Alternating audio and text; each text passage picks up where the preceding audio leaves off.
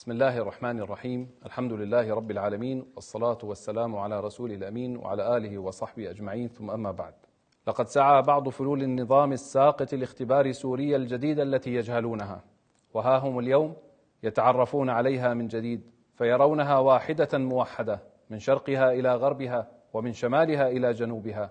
إذا مست محافظة منها بشوكة تداعت لها سائر المحافظات لنصرتها وعزتها. إن سوريا اليوم لا فرق فيها بين سلطة وشعب، فسوريا تعني الجميع، وهي مهمة الجميع في الحفاظ عليها ونصرتها، وهذا ما تجسد ليلة الأمس، فلا خوف على بلد فيه مثل هذا الشعب وهذه الروح. يا أيها الفلول، إننا في معركة التحرير قاتلناكم قتال الحريص على حياتكم رغم حرصكم على مماتنا، فنحن قوم نريد صلاح البلاد التي هدمتموها، ولا غاية لنا بدماء أحد. نحن قوم نقاتل وفي صدورنا شرف القتال، وأنتم تقاتلون بلا شرف. وليس بالغريب عنكم ما فعلتموه، فقد أوغلتم بالدم السوري خلال عقود من الزمن، ولا زلتم على نفس نهجكم رغم تغليبنا لحالة العفو تجنبا من الوقوع بمثل هذا المشهد. وإني لأجزم بجهلكم بما نقول، ولكن ما على الرسول إلا البلاغ. إنكم بفعلكم الشنيع بقتل من يحمي سوريا ويسهر لخدمتها واقتحام المشافي وترويع الآمنين قد اعتديتم على كل السوريين، وإنكم بهذا قد اقترفتم ذنبا عظيما لا يغتفر، وقد جاءكم الرد الذي لا صبر لكم عليه، فبادروا إلى تسليم سلاحكم وأنفسكم قبل فوات الأوان. أيها السوريون، قد رأى العالم لهفتكم على بلدكم وحبكم لها وشعور الانتماء إليها، وهذا ما يليق بكم وبأصلكم، فبغير هذا الحب لا تبنى الأوطان.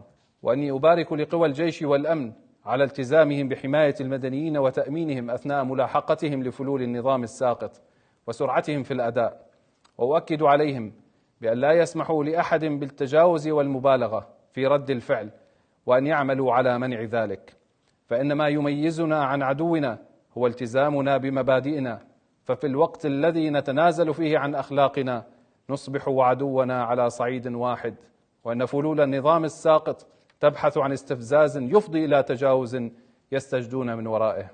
وأذكركم بأن الله قد جعل منزلة الأسير بمنزلة اليتيم والمسكين، ويطعمون الطعام على حبه مسكينا ويتيما وأسيرا، فقد جعله في موضع الإحسان والشفقة، فلا ينبغي إهانة الأسير ولا تعريضه للضرب، فإن ذلك مناف لأمر الله ثم لقانون البلاد. وختاما، سنبقى نلاحق فلول النظام الساقط من أبى إلا يستمر في غيه وطغيانه، ومن ارتكب منهم الجرائم بحق الشعب، ومن يسعى منهم إلى تقويض الأمن والسلم الأهلي، وسنقدمهم إلى محكمة عادلة.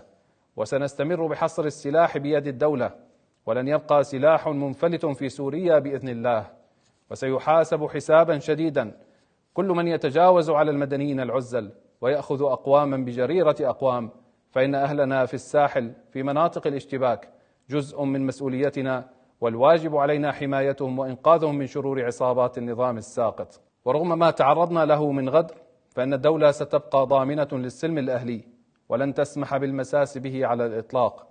وأطالب جميع القوى التي التحقت بمواقع الاشتباك بالانصياع الكامل للقادة العسكريين والأمنيين هناك، وأن يتم على الفور إخلاء المواقع لضبط التجاوزات الحاصلة، وليتسنى للقوى الأمنية والعسكرية إكمال عملهم على أتم وجه.